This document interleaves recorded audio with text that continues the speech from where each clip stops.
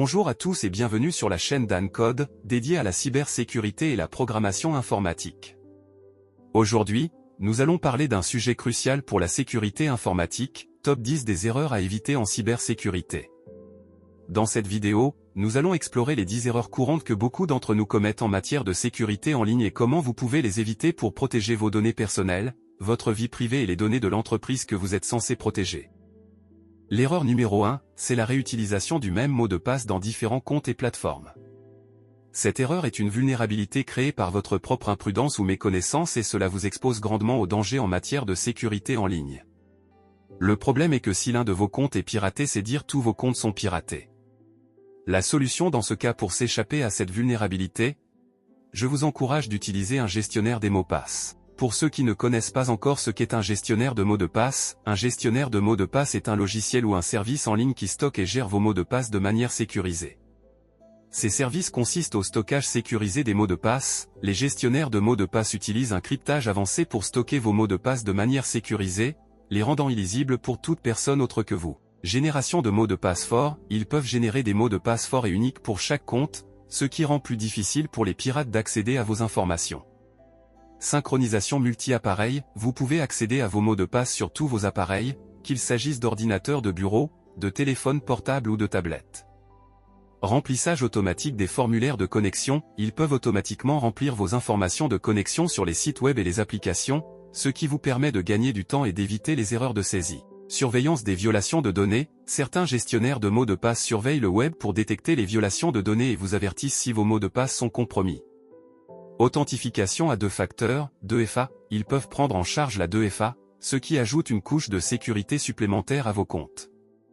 Interface conviviale, les gestionnaires de mots de passe sont généralement faciles à utiliser, avec des interfaces simples et des instructions claires. Le service OnePassword est un service idéal pour la gestion de mots de passe. Il existe également plein d'autres services proposant le service de gestionnaire de mots de passe, comme Bitwarden, Dashlane, Keeper, LastPass, NordPass, RoboForm. L'erreur numéro 2, c'est d'ignorer les mises à jour. Les mises à jour sont extrêmement utiles car il s'agit de correctifs du logiciel. Ignorer les mises à jour constitue à 50% une vulnérabilité critique pour votre système. Je vous encourage donc de passer la mise à jour de votre système ou logiciel dès que possible. Vous pouvez activer les mises à jour automatiques. Certains systèmes supportent cette fonctionnalité.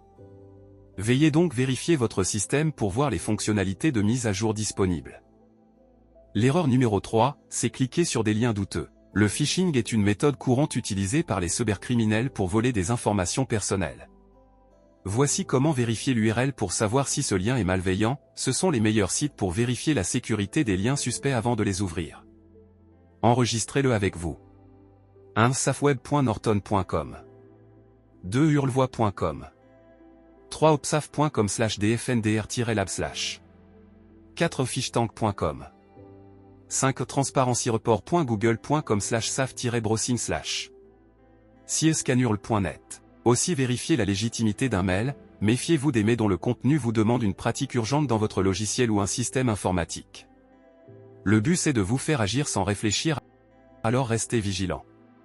Vérifiez toujours bien l'adresse email de l'expéditeur lorsque vous recevez un mail. Car les hackers utilisent parfois la même adresse email avec votre expéditeur légitime mais tout en modifiant légèrement un caractère. L'erreur numéro 4, c'est utiliser un réseau Wi-Fi public sans protection.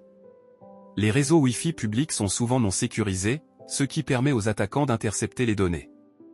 Il est extrêmement important d'utiliser un VPN, réseau privé virtuel, pour chiffrer la connexion Internet lorsque vous êtes connecté sur un réseau Wi-Fi public. Il existe des bons services VPN, comme NordVPN, ExpressVPN, CyberGhost. L'erreur numéro 5, c'est oublier la sauvegarde des données. La perte de données peut survenir suite à une attaque par ransomware ou à une panne matérielle. Ici vous pouvez être attaqué par une attaque de ransomware qui chiffre vos données et vous exige un paiement. Vous allez perdre vos données si vous avez manqué à effectuer une sauvegarde de vos données. Il peut s'agir également d'une panne de matériel. Il existe différentes méthodes de sauvegarde de vos données. Vous pouvez utiliser les disques durs externes pour sauvegarder les données se trouvant dans votre machine ou autre système informatique. Vous pouvez également utiliser le cloud. Voici différents clouds gratuits avec différents stockages. Faites donc le choix de votre cloud. L'essentiel c'est d'avoir les moyens de récupérer après une panne matérielle ou une cyberattaque. L'erreur numéro 6, c'est ne pas activer l'authentification à 2 facteurs, 2FA. Nous avons toute une vidéo publiée dans cette chaîne parlant sur l'authentification à 2 facteurs. Je vous renvoie donc à la vidéo pour ce point. Le lien se trouve dans la description. L'erreur numéro 7, c'est sous-estimer les menaces internes. Les menaces peuvent provenir de personnes ayant accès au système, collègues, amis.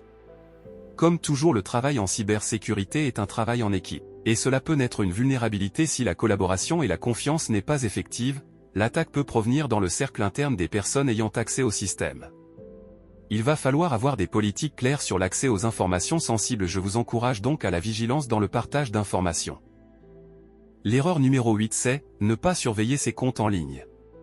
Ignorer ces comptes peut permettre aux fraudes de passer inaperçues pendant longtemps. Les hackers peuvent pirater vos comptes sans que vous ne le sachiez.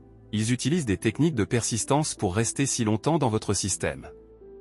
Alors ne pas vérifier vos comptes constitue une vulnérabilité critique pour la sécurité de vous ou de l'entreprise que vous sécurisez. Il est extrêmement utile de passer une vérification régulière des relevés bancaires et des comptes en ligne. Il est extrêmement utile d'utiliser les IDS et les OPS.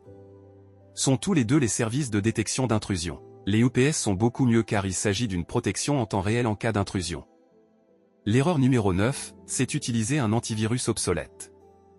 Un logiciel antivirus qui n'est pas mis à jour peut manquer des nouvelles menaces. Alors il rend votre système vulnérable. Vous devez choisir un bon antivirus et vérifier si leur logiciel est à jour ou s'il nécessite une mise à jour. L'erreur numéro 10, c'est ignorer les paramètres de confidentialité sur les réseaux sociaux. De nombreux utilisateurs partagent trop d'informations personnelles sans réaliser que cela peut être exploité par les hackers. Il faut connaître la politique de confidentialité de chaque plateforme que vous vous connectez. Car ignorer cette politique vous expose aux diverses cyberattaques. La politique de confidentialité contient les règles sur les collectes d'informations utilisateurs et autres, le partage de ces informations. Veillez donc à ajuster les paramètres de confidentialité sur différentes plateformes, Facebook, Instagram, etc. Analysez toujours votre information qui est partagée publiquement. Merci d'avoir regardé cette vidéo, n'hésitez pas à la partager avec vos proches pour les sensibiliser à l'importance de la sécurité en ligne. N'oubliez pas de liker, commenter et vous abonner pour plus de contenu sur la technologie et la cybersécurité.